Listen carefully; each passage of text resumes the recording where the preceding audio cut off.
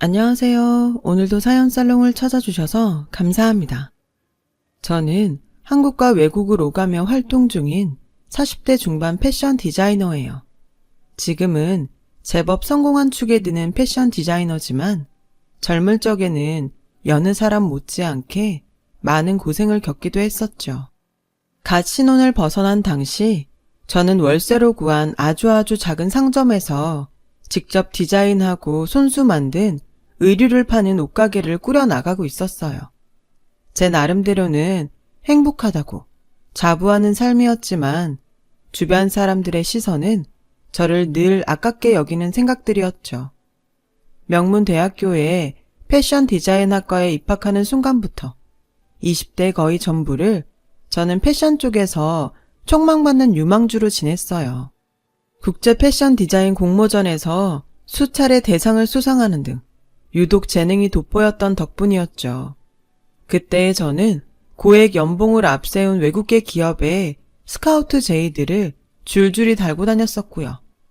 하지만 좋은 조건으로 외국계 기업에 스카우트 되어 패션 디자이너의 꿈을 마음껏 펼칠 수 있는 모든 기회들을 거절했어요.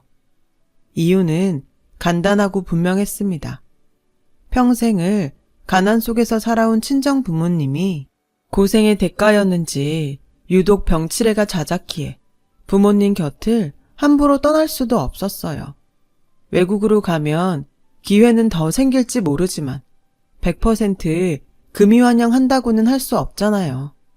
상황이 더 안 좋아질 수도 있어서 부모님께 더 걱정을 끼치게 될 수도 있고 가난을 겪으면서도 저를 반듯하게 키워주신 부모님을 외면할 수도 없었거든요. 그래서 저는 알뜰살뜰 모아두었던 공모전들의 상금을 탈탈 털어 친정의 빚을 모두 갚아내었고 빠듯하게 남은 돈을 또 탈탈 털어서는 정말 아주 작은 상점에 월세를 얻어 옷가게를 오픈했어요. 상황이 이러하니 저를 향한 주변의 시선들이 늘 안타깝고 아까울 수밖에요. 친정 부모님도 마찬가지였어요. 가난한 부모 때문에 능력 있는 외동딸인 저의 신세를 망친 거 아니냐며 줄곧 속상해 하셨어요. 그러나 저의 생각은 정반대였어요. 친정 부모님을 모시고 살 수 있는 것만으로도 충분히 행복했고 오히려 풍족하고 여유롭게 모실 수 없어서 늘 죄송한 마음일 뿐이었죠.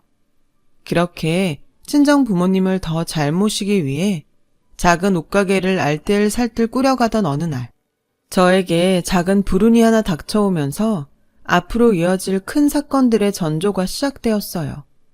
사건의 시작은 옷가게가 새 들어있던 상점이 계약 만료가 되면서부터였죠.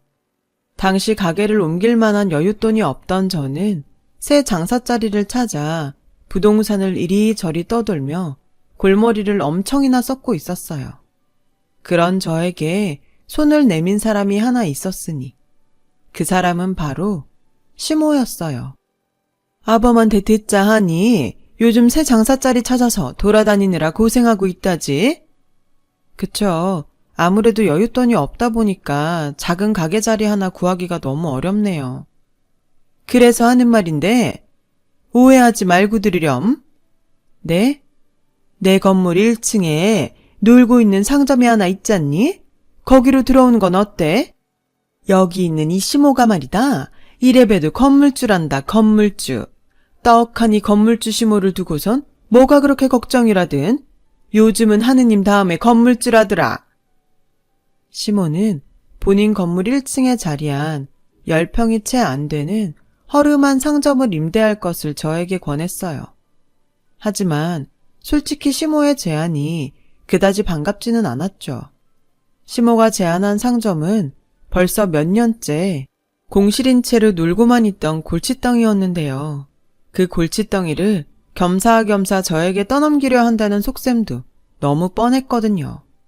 무엇보다 시모는 저를 포함한 많은 사람들의 빈정을 수시로 상하게 만들 만큼 건물주라는 유세와 잘난 척이 어마어마하게 심한 사람이었거든요.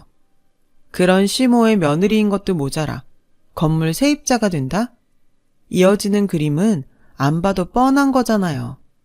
차마 감당할 수 없을 만큼의 건물주 유세와 잘난 척이 쏟아지고야 말겠죠. 그래서 저는 시모의 제안을 애둘러 거절하기로 했어요. 어머님 건물 1층으로요? 제 옷가게를요? 왜? 싫다니? 요즘 젊은 것들 하는 말이 시댁이랑 친정은 멀수록 좋다더만은 너도 그런 거야? 친정도 모자라서 직장까지도 시댁 멀리 두고 싶어?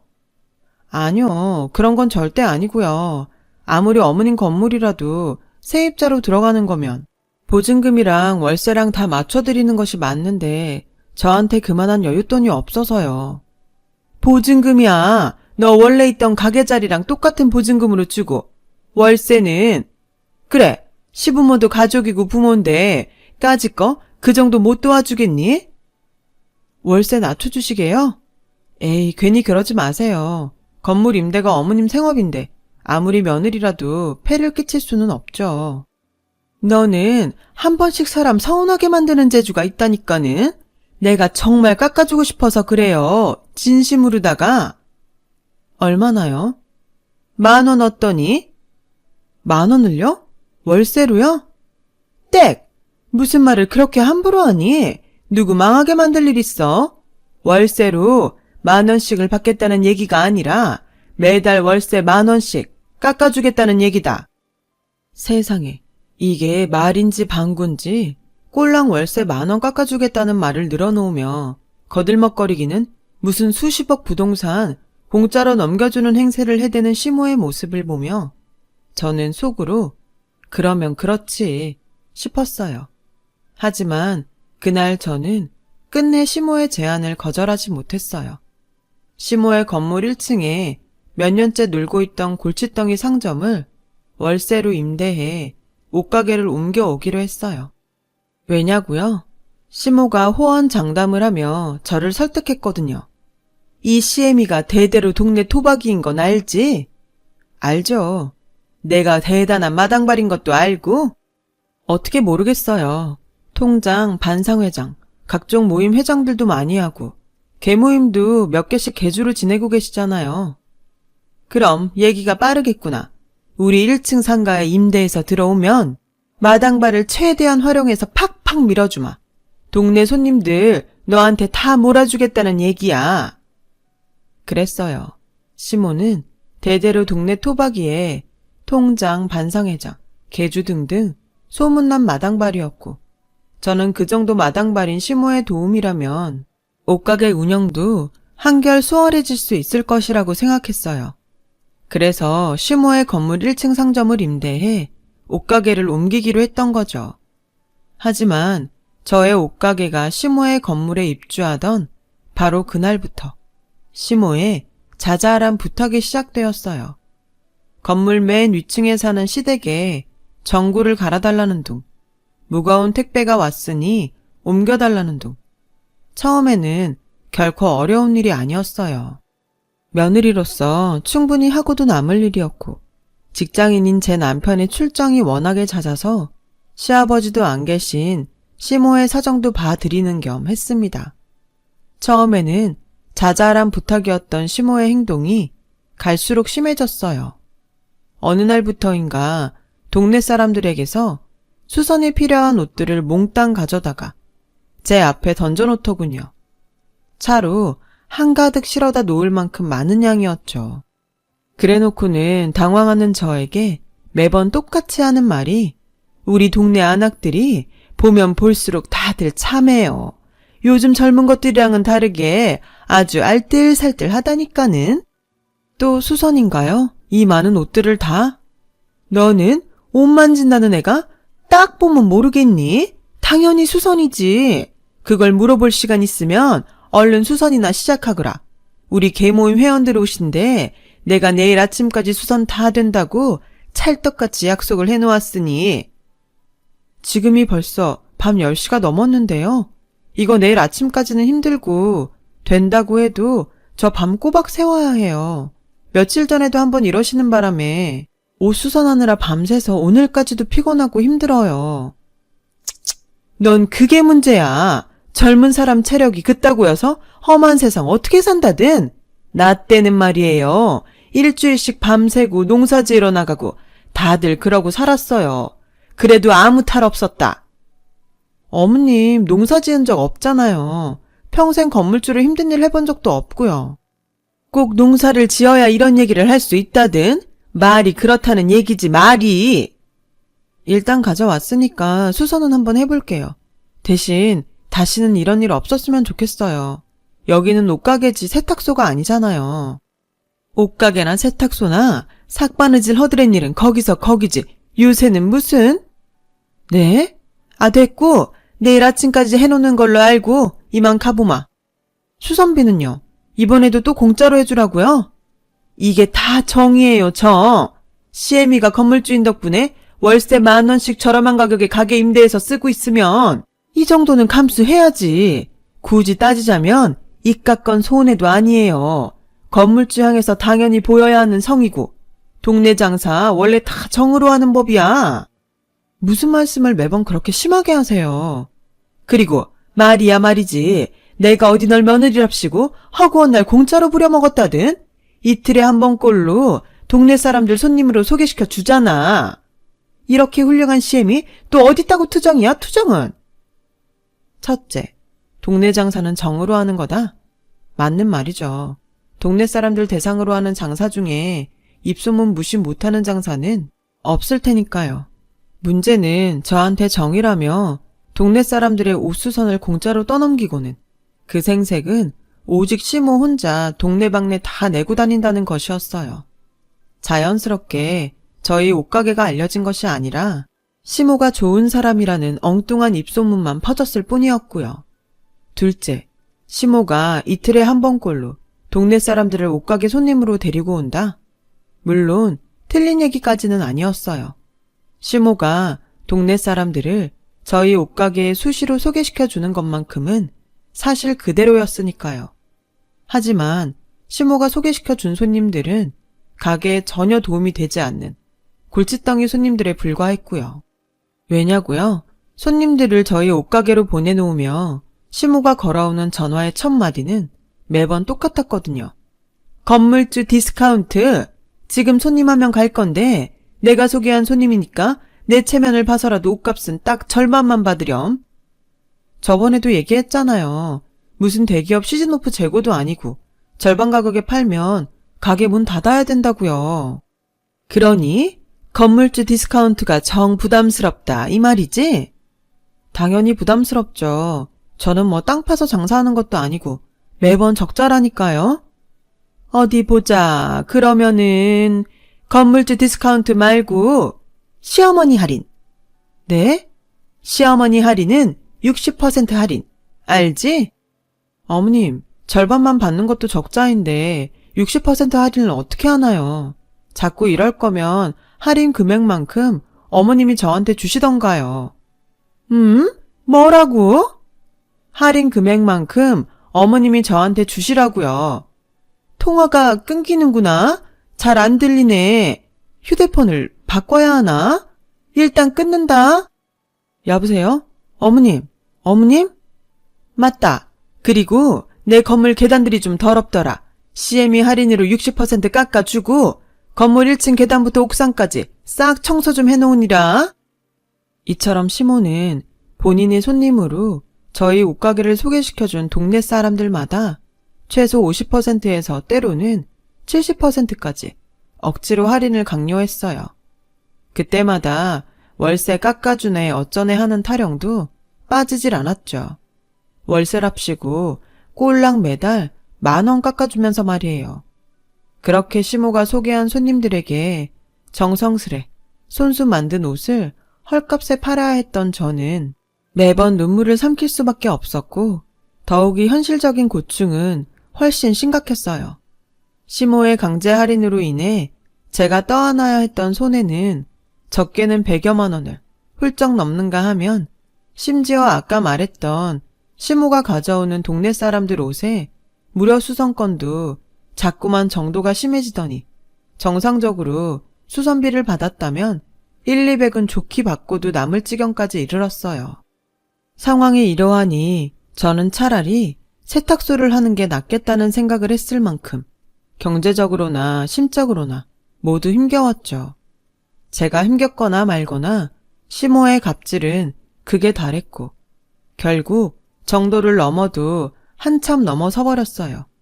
아니 글쎄 이제는 하다 동네 청소, 분리수거, 방범 순찰 등 허드렛 일들까지 전부 저 혼자에게 떠넘기려 들더라고요. 제가 그 허드렛 일들로 고생하는 사이 시모는 내가 통장임내 반상회장임내 해가면서 생색이란 생색은 또 혼자 다 내고 돌아다녔고 참다 못한 저는 마침 장기 출장에서 돌아온 남편에게 그동안의 일을 고백하며 시모를 제발 말려달라고 부탁했지만 엄마 말 틀린 거 하나도 없네. 뭐? 아니 그렇잖아. 동네 장사 그거 원래 다 정으로 하는 거고 엄마가 저렴한 월세로 가게를 내줬으니 당신도 그만큼의 보답은 해야 하는 거고 또 솔직히 시부모도 부모인데 가족 사이에 누가 손해를 보니 어쩌니 따지는 건 선 넘는 거잖아. 안 그래? 그럼 동네 허드렛 일 나한테 다 떠넘기는 거는? 그것도 내가 시어머니 건물에 새 들어있으니까 참아야 하는 거야? 뭘 그렇게 자꾸 따지냐. 엄마가 어른이니까 좀 시키고 그럴 수 있지. 넌 며느리가 돼가지고 시키면 시키는 대로 그냥 얌전히 좀 하면 안 돼? 됐다. 내가 당신이랑 무슨 말을 더 할까? 곧 죽어도 부인 생각은 요만큼도 없이 오직 엄마 편인 사람인데. 팔은 안으로 굽는다고 했던가요? 남편은 저의 모든 사연을 들었음에도 불구하고 무조건 자기 엄마 편만 들었어요. 시모가 저한테 했던 것과 똑같은 말을 고스란히 되풀이하면서요. 이를테면 모전자전인 셈이었죠. 결국 말을 더 잊지 못하고 돌아선 저는 충격에 빠지고야 말았어요. 아니 글쎄 저도 모르는 사이에 제 화를 달랜답시고 시모가 시켜놓은 동네 분리수거를 하고 있더라니까요. 그걸 깨닫는 순간 참을 수 없는 충격이 몰려왔고 이어서 참을 수 없는 수치심이 들었어요. 그동안 이어져 왔던 시모의 몹쓸 행각에 저도 모르는 사이에 순응하고 있다는 수치심이었어요. 이대로라면 평생 시모의 노비 신세로 살게 될지도 모르겠다는 충격이었죠. 그렇게는 살 수 없다고 판단한 저는 저에게 동네 분리수거를 떠넘겨 놓고는 둘이서만 하하호호 저녁을 먹고 있던 시모와 남편에게 들이닥쳤어요. 그리고 따졌죠. 동네 잡일은 왜 다 저 혼자 해야 하나요? 그거야 내가 주민들한테 찰떡같이 약속을 해놨으니까 내가 알아서 다 해놓겠다고. 그럼 어머님 혼자 자초한 일인 거네요? 그럼 어머님이 알아서 해결해야죠. 다 내가 알아서 해결했잖니. 저한테 다 시키는 거요? 그게 해결한 건가요 지금? 얘가 갑자기 왜 이래? 넌 어른 무서운 줄도 모른다니? 아쭈 눈 예쁘게 안 떠? 저도 힘들어서 이래요. 이렇게 진짜 더는 못 살겠어서 이런다고요. 그러니까 앞으로 동네 허드렛 일 저한테 떠넘기지 마세요. 동네 사람들 옷 공짜로 수선하는 것도 그만 시키고 손님 소개 안 시켜줘도 좋으니까 할인 강요도 그만하라고요. 지극히 당연한 일로 트집 잡지 말거라. 세상이 어디 그렇게 만만하다든? 세입자한테 그 정도 안 시키는 건물주가 어디 있냐고. 나 정도면 아주 흠없이 반듯한 건물주야. 요즘 세상에 어머님처럼 갑질 심한 건물주 찾는 게 오히려 더 어려운 일이고요. 제가 어머님 건물 세입자라고 만만해서 이러는 거면 당장 가게 뺄게요. 그니까 그만하세요. 가게 하나 뺀다고 뭐가 달라질 것 같아? 안 달라지면요. 가게를 빼면 건물주와 세입자 관계는 끝이겠지만 결혼에는 계약기간이 없다는 건 모르니? 네가 내 며느리인 이상 지금처럼 똑같이 시킬 거 다 시키면서 살 테니 각오해. 앞으로 평생. 그럼 제가 이혼을 하면 그놈의 갑질이 끝이 나겠네요. 그쵸? 이게 어디서 주제도 모르고 함부로 이혼을 입에 올리기를? 제 주제가 어디가 어떤데요? 그걸 몰라서 물어? 삭바느질하면서 입에 겨우 풀칠이나 해대는 주제에 감히 건물주 시모에게 따박따박 말대꾸나 해대는 버릇없는 주제지. 삭바느질이요? 그래, 삭바느질. 아닌 말로다가 삭바느질이 직업에다가 내 건물에 새들어 장사하는 입장이면 옛날로 치면 솔건오비와 같은 존재일 뿐이야. 남들도 다 그렇게 생각해. 남들 누가 그렇게 생각하는데요? 네? 대답 좀 해보라니까요. 누가 그렇게 생각하냐고요. 가타부타 따질 것 없고 쫓겨나기 싫으면 지금부터라도 잘해. 옛날처럼 다른 집에 식모살이로 팔아치우기 전에 지금 시키는 일이라 나 죽었소 하면서 노비면 노비답게 굽실거리란 말이야. 웃긴다. 아니, 누가 누굴 쫓아내? 내가 내 발로 나간다니까? 이딴 집구서 지긋지긋해서라도 가게 빼고 이혼도 하겠다니까? 제 입에서 이혼 소리가 떨어지는 순간 잠자코 지켜보고 있던 남편이 차마 글로 옮길 수 없는 심한 욕설과 함께 저를 한 대 때릴 기세로 오더라고요. 저는 박치기 한 방으로 남편을 녹다운 시켰어요. 그리고는 분노에 찬 한마디를 남기며 시댁을 떠났죠. 이거 하나 똑바로 알아둬. 세상 돈이 전부인 것 같지? 지금 가진 건물이 평생 보험하게 되어줄 것 같지? 아니, 그딴 식으로 세상 살다가는 언젠가는 반드시 패가망신할 거야. 내 평생을 걸고 보증한다. 그렇게 저는 시모 건물에 새 들어있던 옷가게와 결혼생활 모두를 청산했어요. 그리고는 시모로부터 돌려받지 못한 옷가게 보증금과 시모의 공짜 옷수선과 할인 강요 등으로 인해 손해본 인건비, 동네 허드렛 일을 해야 했던 인건비까지 빠짐없이 이혼 위자료로 받아내었죠. 법원으로부터 그 돈들을 이혼 위자료로 저에게 지급하라는 판결을 받던 날, 시모와 남편의 똥 씹은 표정이 얼마나 꼴사납던지. 이만하면 통쾌한 이혼 아니었냐고요? 이혼 직후 저는 한동안 친정에 머물며 시리에 빠진 날들을 보냈어요. 시모와 남편에게 받은 상처가 워낙 컸던 탓에 거액의 위자료를 받으면서도 통쾌하다는 생각은 들지 않았고 오히려 억울한 마음만 계속 남아있었죠. 자존감이 바닥을 쳤던 탓에 세상을 향한 회의감마저 들었어요. 세상이 원래 다 이런 건가? 그렇다면 난 앞으로 어떻게 살아가야 하지? 하는 고민과 걱정만 가득했어요. 그런 저를 다시 일으켜 세운 건 촉망받던 패션 유망주의 길을 단념한 채로 친정 부모님을 보살피기 위해 동네 옷가게 주인을 택했던 저를 늘 안타깝게 여기던 가족이었어요. 친정 아버지와 어머니요. 지금껏 돌봐준 것만으로도 충분히 고마워. 그러니까 이제 너의 삶을 찾아가렴. 네가 뭐가 부족해서 그런 취급이나 받으며 산다니? 넌 충분히 능력 있는 사람이야. 친정 아버지와 어머니가 차례로 건넨 말에 용기와 꿈을 되찾은 저는 다시 일어설 수 있었고 심혈을 기울여 준비한 포트폴리오를 외국계 패션 회사들에게 돌렸죠. 그리고 그로부터 몇 년 뒤, 막 40대 초반에 접어든 저는 달러 부자가 되어 인천공항으로 돌아왔어요. 외국계 패션 회사에 돌렸던 포트폴리오가 무척이나 좋은 반응을 얻었고 외국계 회사에 스카우트되어 근무하며 억척같이 일만한 덕분이었어요. 그 몇 년 사이 저는 패션 디자이너로서 꽤나 큰 성공을 거두었어요. 큰 성공을 거두고 외국에서 남부럽지 않게 자리를 잡았던 제가 갑자기 귀국했던 이유는 근무하는 외국계 패션 회사와 대한민국의 중견기업이 납품 계약을 맺었기 때문이었어요. 납품 계약의 대상은 당연히 제가 직접 디자인한 의류였고 그래서 국내에 머물 필요가 생겼기에 귀국했던 것이었죠. 친정 부모님의 환영을 받으며 귀국한 저는 곧장 한국에 머물 집을 알아보러 다녔어요. 그러던 중 엄마가 그러시더라고요. 경매에 나온 매물이 있는데 한번 보지 않겠냐고요. 그 경매 매물은 바로 한때 저를 삭바느질 로비 취급했던 시모의 건물이었어요. 시모가 입만 열면 건물주랍시고 거들먹댔던 바로 그 건물요. 이게 뭐가 어떻게 된 일인지 답은 의외로 친정 어머니가 알고 있더라고요. 내 전 CM이라는 작자가 전 재산을 아주 홀랑 말아먹은 모양이더구나. 홀랑? 아니, 왜?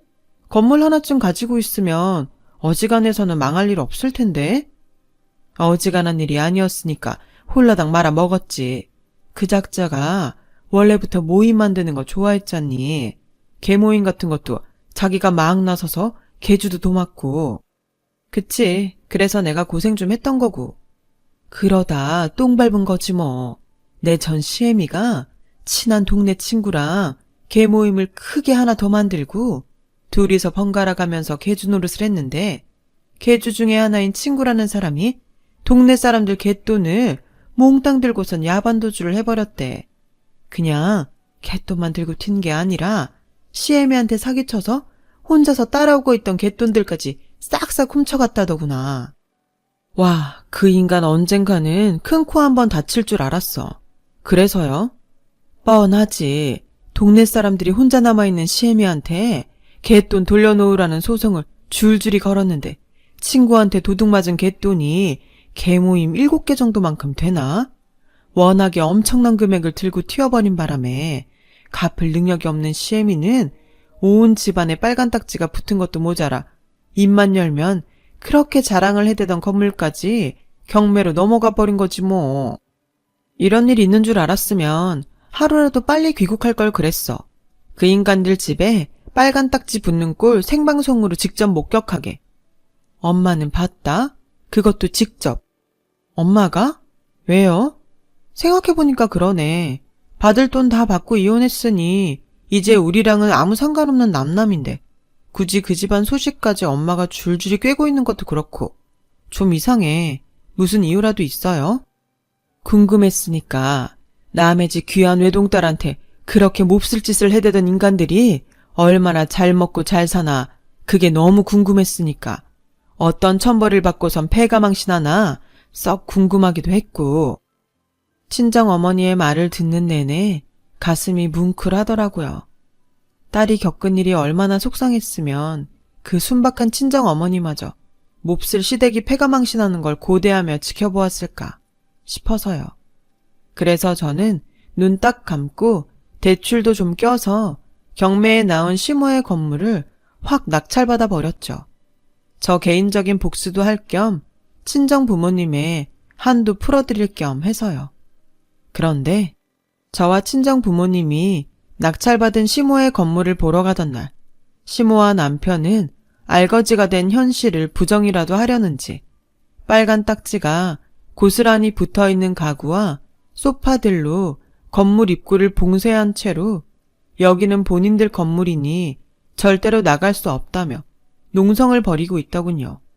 시모와 남편이 농성을 벌이는 현장 주변으로는 동네 사람들이 까맣게 몰려들어 시모와 남편을 향해 욕짓거리 한마디씩 던져대고 있었고요. 눈치를 보아하니 까맣게 몰려든 동네 주민들 모두가 시모에게 갯돈을 손해본 사람들인 것 같았어요. 우스웠죠. 저에게 허드렛 일이란 허드렛 일은 모조리 떠넘겨놓고는 정작 동네 방네 생색과 사람 좋은 척은 혼자 다 하고 다녔던 시모가 지금은 결국 죽일년이 되어 사람들 앞에 서 있는 꼬라지가 말이에요. 그런 와중에 저를 발견한 시모와 남편의 얼굴에 화색이 돌더라고요. 설마 했는데? 진짜 너였구나. 내 건물을 낙찰받은 사람이 진짜 내 며느리였어. 다행이다. 참 다행이야. 다행이요? 설마 당신 건물 낙찰받은 사람이 옛 며느리니 아범이랑 재결합해서 다시 하하호호 행복하게 잘 살아보자. 그런 소리는 아니죠? 아무렴 그렇게 해주면 우리야 고맙지. 당연히 그렇게 되어야 세상 옳은 일이고. 재결합한 다음에는요. 내 건물부터 돌려줘야지. 왜 그래야 하죠? 내가 시임이니까 너는 며느리고. 그래서 기껏 경매에 낙찰받은 건물을 돌려줘라? 당연히 공짜로? 그러면은 시부모한테 돈을 받으려고 했어? 내가 너한테 베푼 정이 얼만데? 그 말이 그냥 막 웃기더라고요. 그래서 한참을 웃었어요. 정을 베풀기는 무슨 별 쓰레기 같은 소리를 다 듣겠네 정말. 저기요 아줌마, 우리 예전에 끝난 사이거든요. 그것도 아줌마랑 아줌마 아들내미가 워낙에 개차반이어서. 알겠어요? 이게 어디서 그런 몹쓸 말을? 아직 잘 이해가 안 되는 모양인데 당신 건물 좋아하잖아. 건물주는 원래 유세 떠는 게 당연한 일이라고 했잖아. 나 지금 그 당연한 유세 떨고 있는 거라고. 당신한테 받은 유세 똑같이 돌려주러 온 거라고. 꼴을 보아하니 돈 꽤나 번 모양이지? 삭바느질이나 하던 천박한 솔건어비 주제. 어디 로또라도 맞았다든? 로또는 내 자체가 로또였지. 당신들은 그걸 놓쳤을 뿐이고. 뭐? 그냥 내가 성공한 거라고요. 당신이 말한 그 바느질 능력으로. 거짓말이지? 거짓말이라고 해 얼른! 왜? 배 아파요? 그럼 더 해드릴까? 연봉만 해도 억소리 나는데 인센티브는 또 얼마나 많을 것 같아요? 어마어마해. 지금 내 통장에 돈이 얼마가 쌓여있고 그냥 놔둬도 은행 이자는 또 얼마나 많이 붙는지. 이 정도면 현실 파악이 좀 되죠? 난 당신들 건물 낙찰받은 건물주이자 크게 성공한 부자. 당신들은 건물 날려먹고 쫓겨나는 알거지. 이래도 모르겠어? 신세 역전됐다고 이 정신나간 아줌마야. 그러자 시모와 남편이 여기는 본인들 건물이니 한 발자국도 나갈 수 없다고 악다구니를 치기 시작했어요. 저를 향해 뭘 막 집어 던지기는 했는데 하나도 맞지를 않았고요. 허우적대는 그 꼴이 우습더라고요. 그러거나 말거나 저는 시모와 남편을 향해 승리의 미소를 날리며 경찰에 전화를 걸었어요. 외부인이 제 명의의 건물에 장애물을 설치해놓고 무단 점거 농성을 벌이고 있다는 신고 전화였죠. 결국 시모와 남편은 경찰들의 손에 끌려 나왔어요. 그렇게 시모와 남편은 몰매나 겨우 면한 채로 동네에서 처참하게 쫓겨났죠. 그러거나 말거나 저는 쫓겨나는 시모와 남편을 거들떠 보지도 않았습니다. 과거 시모의 악행으로 인해 온갖 고생을 치르던 저를 남편이 거들떠보지 않았던 것처럼요. 돈 좀 있답시고 나를 삭바느질이나 하는 솔고노비 취급하더니 결국엔 지들이 그 돈 때문에 쫓겨다니는 도망노비 신세가 됐네. 이래서 돈 있다고 사람 업신여기고 그러면 안 되는 건가 봐. 그날 친정 부모님은 저를 꼭 끌어안아 주었어요. 진한 위로와 깊은 이해의 포옹이었죠. 그렇게 40대 중반이 된 저는 여전히 외국 패션 회사의 디자이너로 국내에서 여유롭게 재택근무를 하며 한편으로는 대한민국 중견기업에 제가 직접 디자인한 의상을 납품하며 지내고 있어요. 반면 시모와 남편은 제가 했던 말 그대로 도망 노비 신세로 전락하고야 말았죠. 집도 절도 없이 떠돌며 동네 사람들의 끈질긴 추격에 쫓기는 처지예요. 그들에게 갚아야 할 빚이 아직 한참이나 많이 남았거든요. 다른 사람들한테만 이런 날이 생기는 줄 알았는데 저에게도 이런 날이 왔네요. 그게 언제가 되었든 정말 다들 좋은 일 생길 겁니다. 건강 잘 챙기시고요. 제 긴 이야기 들어주셔서 감사합니다. 여러분, 사연 댓글에 응원과 현명한 조언 부탁드려요. 좋아요와 구독은 저에게 큰 힘이 됩니다. 오늘도 좋은 일 가득하세요.